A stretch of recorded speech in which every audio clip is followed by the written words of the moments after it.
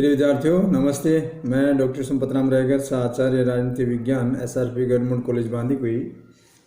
आज हम BEd part first के पेपर सेकंड में स्वामी दयानंद सरस्वती के बारे में अध्ययन करेंगे।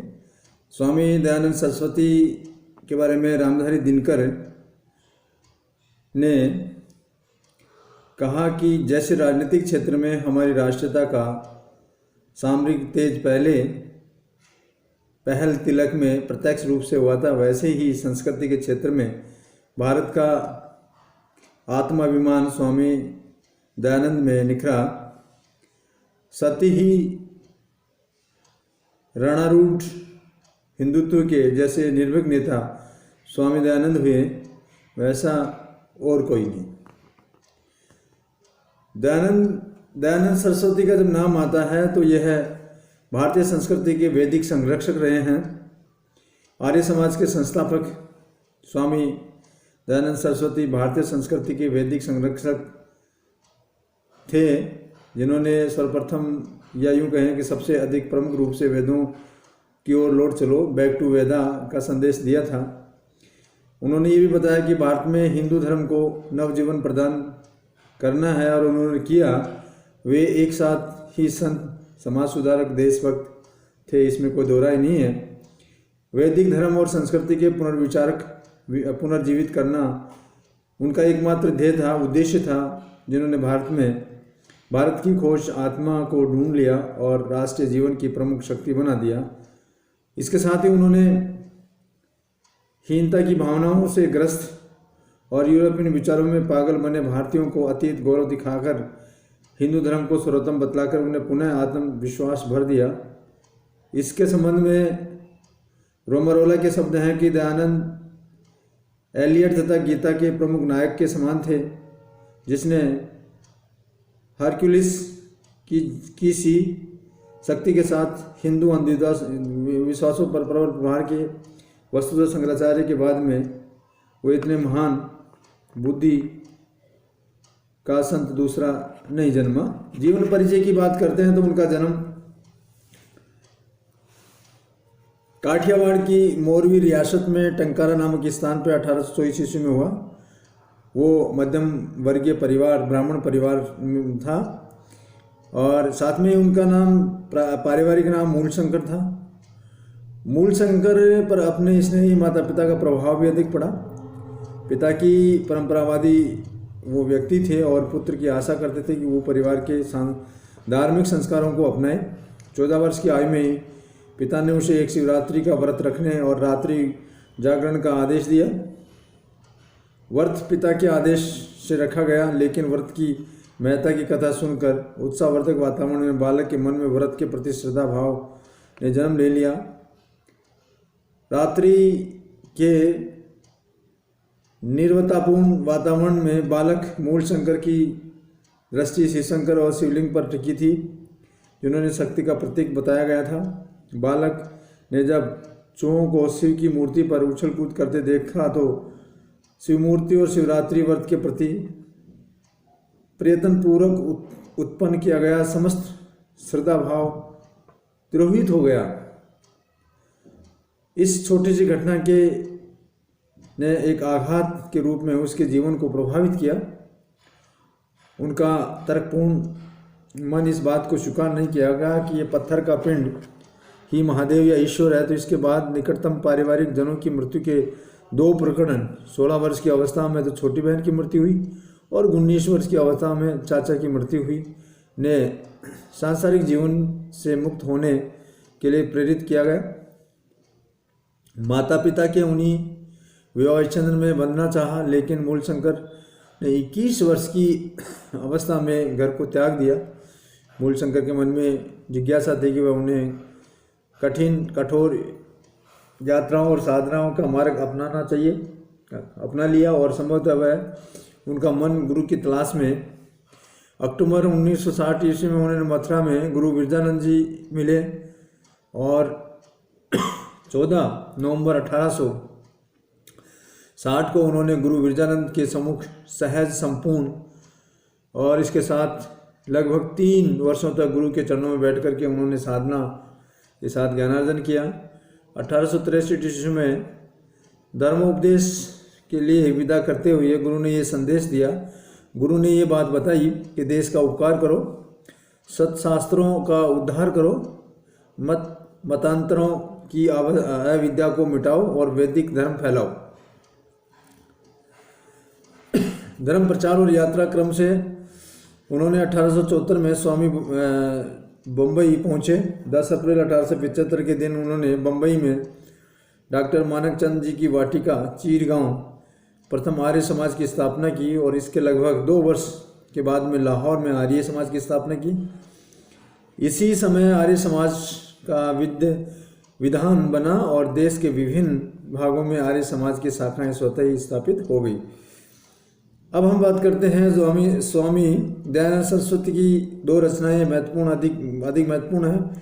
उनमें पहला है सत्यार्थ प्रकाश, दूसरी है ऋग्वेदादि भाष्य भूमिका। स्वामी जी के चिंतन का मूल स्रोत वेद रहे हैं। वेदों की जब बात करते हैं तो स्वामी जी के समस्त चिंतन का मूल स्रोत और आधार वेद हैं। दयानंद पूर्ण रूप से वेदवाद के संदेशवाहक थे। उन्होंने इस प्रकार का विचार का प्रतिपादन किया कि वेदों की संहिता ही ज्ञान है, ये मानते थे। जो सृष्टि के आदि मनुष्यों को ईश्वर से प्राप्त होता है वह वेद सबसे प्राचीन धर्म के मूल स्रोत हैं।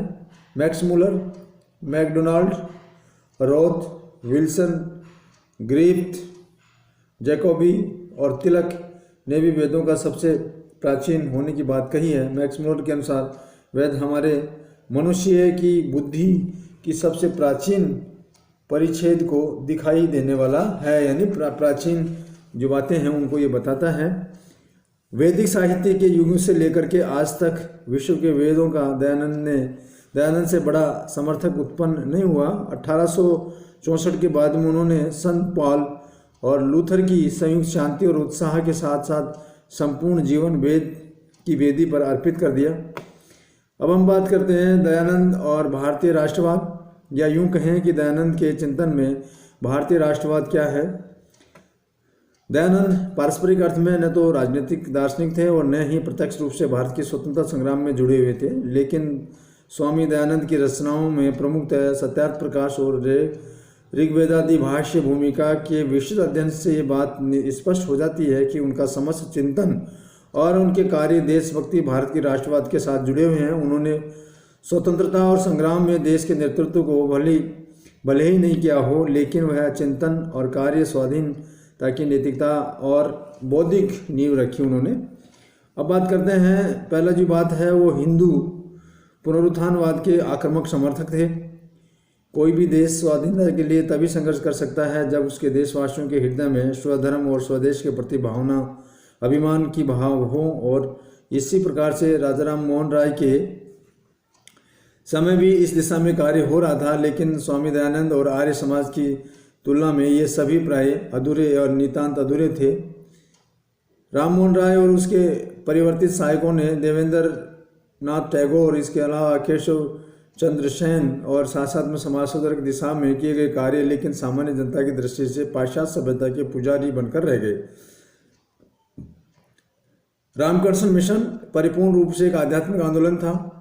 थियोसॉफिकल सोसाइटी भारतीय दर्शन की गहराई पर ऊपर से ही पकड़ने का प्रयास कर रही थी।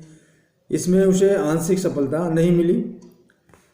इसी प्रकार से स्वामी दयानंद का ये विचार था कि किसी भी विदेशी पंथ को अंगीकार कर लेने से राष्ट्रीय भावना या जिसका वे पोषण करना चाहते हैं संकट में पड़ जाएगी। तो उन्होंने इस सत्य को भी समझ लिया और इन परिस्थितियों के मात्र उपदेश देने और पुस्तकें लिखने से देश के खोए हुए गौरव को प्राप्त नहीं किया जा सकता। आक्रमण की स्थिति की रक्षा और कार्य की दुगनी शक्ति के साथ में प्रत्याक्रमण से ही ये संभव हो सकती है।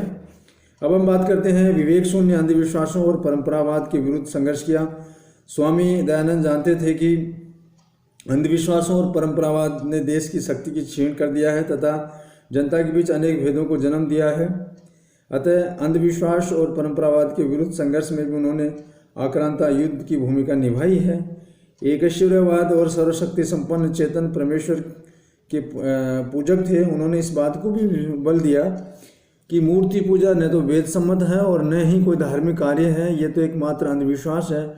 इस प्रकार से उन्होंने बाल विवाह, विधवा विवाह निषेध, महिला वर्ग की अशिक्षा, पर्दा प्रथा, समुद्र यात्रा निषेध आदि अंधविश्वासों और कुप्रथाओं का विरोध किया। समाज सुधार के लिए सभी कार्य पीछे उनका यही लक्ष्य था, एक जागृत और एक शक्तिशाली समाज का निर्माण हो।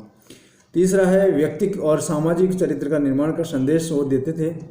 उन्होंने बताया कि दयानंद के चरित्र की दुर्बलताओं को देश के पतन के लिए उत्तरदायी मानते थे। उन्होंने उदासीनता, निष्क्रियता, प्रमाद, आलस्य तथा भाग्यपूर्ण स्थानों में शक्ति की सर्वोच्चता, पराक्रम, उत्साह और उत्तरदायित्व की सक्रिय भावना की उन्होंने शिक्षा दी। सत्यार्थ प्रकाश में उन्होंने लिखा था कि पारस्परिक फूट, धार्मिक भेद, जीवन में शुद्धता का अभाव, शिक्षा की कमी, बाल विवाह जिसमें स्त्री और पुरुष को अपना साथी चुनने और अधिकार नहीं होता है, इंद्रिय प्राण सत्य और अन्य बुराई आदतें, वेदाध्ययन की अवहेलना तथा अन्य कुरीतियाँ, समकालीन भारत के सामाजिक एकता और नैतिकता जीवन में पतन हो रहा था। और इसी संबंध में दयानंद ने उसे भली भांति देख लिया और उनके विचार भारत के राजनीतिक अधपतन के मूल सामाजिक चरित्र के अभाव की मुख्य तत्व मानते थे। अगला है निर्भीकता और कर्तव्य पालन का संदेश। दयानंद अत्यंत ही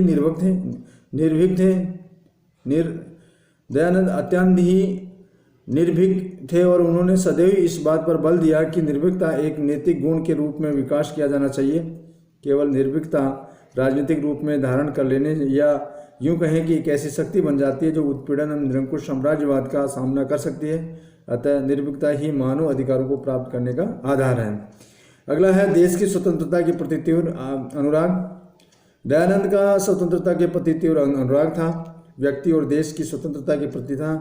दयानंद कहा करते थे कि देश में पहली मानसिक पराधीनता और आई, इसके बाद राजनीतिक पराधीनता। अब अतः राजनीतिक स्वतंत्रता की प्राप्ति के लिए वह मानसिक स्वतंत्रता के प्रति आवश्यक समझते थे। मानसिक स्वतंत्रता के पक्ष में दयानंद के योगदान का मूल्यांकन करते हुए जायसवाल लिखते हैं कि सन्यासी दयानंद ने हिंदुओं की आत्मा को उसी प्रकार स्वतंत्रता प्रदान की जिस प्रकार लूथर ने यूरोपियन आत्मा को प्रदान की थी, और उन्होंने स्वतंत्रता का निर्माण के भीतर अर्थात हिंदी साहित्य के आधार पर ही किया है। अगली जो बात है वो ये है कि देसी भाषाओं का प्रोत्साहन और संपर्क भाषाओं के रूप में हिंदी को अपनाया। दयानंद ने देसी भाषाओं के आंदोलन को प्रोत्साहन देकर के राष्ट्रवाद के उत्थान में योगदान दिया। यद्यपि वे वेदों को प्रकांड पंडित, संस्कृत के विद्वान को और जन्म के गुजराती थे, फिर भी उन्होंने अपना प्रमुख ग्रंथ सत्यार्थ प्रकाश हिंदी में लिखा। स्वदेशी के प्रयोग पर बल। स्वामी दयानंद के आर्थिक क्षेत्र में स्वदेशी माल के प्रयोग पर बल दिया। गहरी देशभक्ति की भावनाओं के आधार पर उन्होंने भारत की निर्धनता दूर करने के निमित्त खादी के प्रयोग की आवश्यकता पर बल दिया। अगला है दलितों उद्धार तथा जाति पाति का खंडन किया। 19वीं सदी के भारत में दलित वर्ग की अत्यंत अपमानित जीवन व्यतीत करना होता था। स्वामी दयानंद ने इस स्थिति को दूर करने का संकल्प लेते हुए छुआछूत की भावना का विरोध किया, दलित उद्धार की आवश्यकता पर बल दिया। स्पष्ट रूप से कहा कि शूद्र और स्त्री जाति में वेद पढ़ने का अधिकार से वंचित करना न्याय संगत और नीति संगत दोनों ही नहीं है। स्वामी दयानंद के वर्ण व्यवस्था के मूल आधार पर करार देते हुए उन्होंने ये कहा, इस बात पर बल दिया कि जाति जन्म के आधार पर नहीं, वर्ण गुण और कर्म स्वभाव के अनुसार मानी जानी चाहिए। उन्होंने इस बात पर बल दिया कि समस्त कार्य सामाजिक पूर्णता में निमित्त संपन्न किए जाते हैं, अतः किसी को भी ऊंचा और किसी को नीचा समझना अविवेकपूर्ण है। इसके साथ ही हम बात करते हैं स्वामी दयानंद का राजनीतिक चिंतन। स्वामी दयानंद के राजनीतिक चिंतन के रूप में विविध रूपों में किन्हीं राजनीतिक सिद्धांतों का प्रतिपादन नहीं किया गया है, लेकिन धार्मिक और सामाजिक जीवन के साथ राजनीति का भी उनका विचार विषय है। देश की राजनीतिक परिस्थितियों के प्रति पूर्णतः जागरूक थे। उन्होंने अपने प्रवचनों और राजनीति के संबंध में के विभिन्न विषयों पर जो विचार व्यक्त किए हैं, उनकी रचनाओं में राजनीति से संबंधित जो कुछ भी लिखा है उसी को सामूहिक रूप से राजनीतिक चिंतन कहा गया है। दयानंद का राजनीतिक चिंतन कौटिल्य के अर्थशास्त्र और मनुस्मृति से प्रभावित है और उन्होंने राजनीतिक चिंतन की कुछ अधिक प्रमुख बातें इस प्रकार बताई। वो बताते हैं, इसके क्षेत्र में मर्यादित शासन व्यवस्था का आग्रह। दयानंद की विचारधारा में कहीं राजतंत्रीय व्यवस्था की ओर संकेत है, जो कहीं लोकतंत्रीय व्यवस्था की ओर है, लेकिन एक बात नितांत ये इससे स्पष्ट हो जाता है कि दयानंद को आग्रह मर्यादित शासन के प्रति है और अमर्यादित शासन के वे स्पष्ट विरोधी हैं। इसके साथ ही दयानंद ने वंशानुगत राजतंत्र का निषेध करते हुए स्पष्ट शब्दों में घोषित किया था कि उत्तम नैतिक गुणों से युक्त प्रजातंत्र पालन के प्रति प्रतिबद्धता और राज के कार्यों में निर्वहन में सक्षम व्यक्ति प्रजा की सम्मति से ही शासक के रूप में नियुक्त किया जा सकता है। साथ में ही दयानंद ने शासक के लिए राजा शब्द के स्थान पर सभाध्यक्ष शब्द का प्रयोग किया और अपेक्षा की है कि सभाध्यक्ष के रूप में शासन विधायी कार्यपालिका संबंधी न्यायपालिका कार्यों को समन्वय स्थापित करें। दयानंद सभाध्यक्ष और इन सभाओं की शक्तियों का नियंत्रण करने की आवश्यकता अनुभव करते हैं। सत्यार्थ प्रकाश के षष्ठम संतुलास में दयानंद लिखते हैं कि सभा अध्यक्ष और राजा को सभाओं के अधीन तीनों सभाओं में अपने अपने कार्यों को रुचि सुचारू निष्पादन हेतु सभापति के रूप में राजाओं के अधीन तथा सभा अध्यक्ष सभा के प्रजा के अधीन रहना चाहिए। इसी प्रकार से दयानंद का लक्ष्य है कि प्रत्येक स्थिति में शासन की शक्ति मर्यादित का प्रयोग। अगला है स्वतंत्रता और समानता के प्रति आग्रह। स्वामी दयानंद ने व्यक्ति के अधिकारों को और औपचारिक सिद्धांतों का प्रतिपादन तो नहीं किया, लेकिन व्यक्ति के लिए स्वतंत्रता और समानता का आग्रह अवश्य किया। दयानंद का विचार था कि व्यक्ति आत्मोन्नति के प्रयत्न कर सकें, इसलिए उन्होंने पूर्ण स्वतंत्रता प्राप्त होनी चाहिए, लेकिन व्यक्ति के लिए स्वतंत्रता का समर्थन करते हुए दयानंद स्वतंत्रता के समर्थक नहीं थे। वे व्यक्ति के आचरणों से सामाजिक नियमन की आवश्यकता को स्वीकार करते थे। उन्होंने अपेक्षा की कि सामाजिक कल्याण की दृष्टि से व्यक्ति अपने व्यवहार पर समाज अथवा राज्य पर आरोपित प्रतिबंधों को स्वीकार करने के लिए तत्परता होनी चाहिए। अगला जो विचार है वो यह है कि राज्य के लोक कल्याणकारी स्वरूप का प्रतिपादन। दयानंद ने राज्य के हस्तक्षेपवादी सिद्धांत को अस्वीकार किया। इस बात का प्रतिपादन किया कि राज्य व्यापक कार्य क्षेत्र वाली एक संस्था है जिसका उद्देश्य है व्यक्तियों का भौतिक, नैतिक और आध्यात्मिक कल्याण।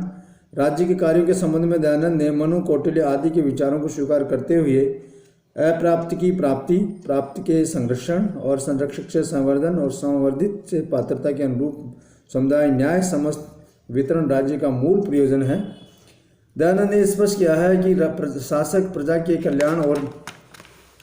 कल्याण के साथ साथ उसकी सुरक्षा के प्रति भी समर्पित रहकर के प्रजा की स्वाभाविक आज्ञाकारिता का प्राप्त कर सकता है। अतः शासन की प्रभावशीलता के प्रति वो आश्वस्त है। इसके साथ साथ ही सत्ता का विकेंद्रीकरण और ग्राम प्रशासन। दयानंद का आग्रह ऐसे विशाल राज्य के निर्माण पर है जिसकी मूलभूत इकाई ग्राम है। सुगत आश्चर्य की बात यह है कि गांधी से पहले ही दयानंद ने गांवों की राजनीतिक तथा आर्थिक व्यवस्था के पतन का खेद व्यक्त किया। मनुस्मृति के आधार पर गांवों को प्रशासनिक तंत्र का अभिन्न अंग बनाने पर जोर दिया। सत्यार्थ प्रकाश में इस बात को बताया है कि उन्होंने राज्य में 2, 3, 5 और 100 ग्रामों के बीच में प्रशासनिक कार्यालय रखा जाए, जिसमें आवश्यकता अनुसार ग्राम सरकारी योग्य सरकारी अधिकारी हों और राज्य के सब कार्यों को पूरा करें। एक एक ग्राम में एक एक प्रधान पुरुष रखे और इन्हें 10 ग्रामों के ऊपर दूसरा और 20 ग्रामों के ऊपर तीसरा और 100 ग्रामों के ऊपर चौथा और उसी प्रकार 1000 ग्रामों के ऊपर 5वां पुरुष रखें। इसके साथ ही प्रशासन की निकायों को एक दूसरे के साथ जोड़ दिया गया। अगला है सक्षम प्रशासनिक व्यवस्था का आग्रह। राज्य के कार्य बहुत अधिक व्यापक और महत्वपूर्ण हैं। इन्हें ये कार्य उचित रूप से तभी संभव हो सकता है जब समुचित संख्या में सुयोग्य पदाधिकारियों की नियुक्ति की जाए। अतः दयानंद ने इस बात का विशेष बल दिया कि शासन के प्रत्येक स्तर पर समुचित संख्या सुयोग्य पदाधिकारियों की नियुक्ति की जाए। इसके साथ ही इन अधिकारियों के कार्यों, शक्तियों और दायित्वों को भली भांति परिभाषित किया जाना चाहिए। दयानंद ने शासकीय अधिकारियों की योग्यताओं को ज्ञान, पवित्रता, तत्परता, निष्ठा, जितेंद्रियता और इसके साथ साथ साहस, पुरुषार्थ और प्रजा के हितों में के प्रति संवेदनशीलता को महत्व दिया। इसके साथ साथ हम बात करते हैं न्याय और दंड व्यवस्था व कर व्यवस्था। दयानंद के अनुसार न्याय राज्य का एक महत्वपूर्ण दायित्व है। मनुस्मृति के विचारों को अपनाते हुए दयानंद ने यह अपेक्षा की है कि न्यायिक शक्ति का उपयोग धर्म के अनुकूल और पक्षपात रहित होना चाहिए। दयानंद ने न्याय की शक्ति अकेले शासक में निहित नहीं है, न्याय की शक्ति का प्रयोग सुयोग्य विद्वानों द्वारा गठित धर्मसभा द्वारा किया जाना चाहिए। दयानंद के अनुसार धर्मसभा सर्वोच्च न्याय की इकाई है और उन्हें अपेक्षा की जाती है कि वह उसके द्वारा दिए गए आदेशों को अंतिम और उल्लंघनीय समझा जाना चाहिए। दयानंद के विचार व्यक्त किया कि न्याय के निर्णय विधि के सिद्धांतों और परिशिक्षित साक्ष्यों और इसके साथ वस्तुनिष्ठ आधारों पर आधारित होनी चाहिए। इसके साथ ही अंतर्राष्ट्रीय संबंध, सैन्य व्यवस्था और युद्ध। दयानंद ने राज्य की सुदृढ़ता पर विशेष बल देते हुए संगठित चक्रवर्ती साम्राज्य की परिकल्पना की। उन्होंने शासक को परामर्श दिया कि उन्हें राज्यों के साथ साथ यथासंभव सद्भावनापूर्ण की स्थापित किए जाए जिसके अनावश्यक संघर्षों से बचा जा सके, लेकिन इसके बावजूद भी राज्य की सुरक्षा के लिए संकट उपस्थित हो सकते हैं। अतः राज्य की सुरक्षा के लिए समुचित व्यवस्था होनी चाहिए। वैदिक संबंधों के क्षेत्र में दयानंद मनु की दृष्टि को अपनाते हुए निर्देश दिए हैं कि षड्गुण नीति यानी संधि, विग्रह, यान, आसन, संशय, श्रेय व द्वेदी भाव और उपायों में शाम दाम दंड भेद का विवेकपूर्ण प्रयोग ही उचित मार्ग है। अब लास्ट में आता है सार्वभौमिक मानवतावाद, यूनिवर्सल ह्यूमनिज्म, या यूं कहें कि अंतर्राष्ट्रवाद के जनक। स्वामी दयानंद हिंदू पुनरुत्थान के प्रतीक थे, भारतीय राष्ट्रवाद के पुजारी थे, लेकिन इसके साथ साथ ही वह उनके हृदय में संपूर्ण विश्व के लिए सद्भाव था और इस दृष्टि से वो सार्वभौमिक मानवता के पुजारी थे। उन्होंने इस्लाम, ईसाई मतों का खंडन किया, लेकिन इस कार्य में न तो किसी प्रकार का कोई समुचित दृष्टिकोण था और न ही कोई द्वेष भाव था। इस्लाम और ईसाई मत का आक्रमण तत्कालीन परिस्थितियों के कारण किया, इसलिए इतिहासकार ताराचंद के शब्दों में दयानंद को आपत्ति इस बात की थी कि इस्लाम और ईसाई तत्व हिंदू धर्म का पर आक्रमण करने के बाद नहीं आ रहे हैं, इसलिए धर्म बचाव में उन्होंने प्रत्याक्रमण करके शस्त्र का सहारा लिया और ताकि हिंदू धर्म पर हमले की बजाय उन्हें अपनी स्थिति बचाने की फिक्र हो। धन्यवाद।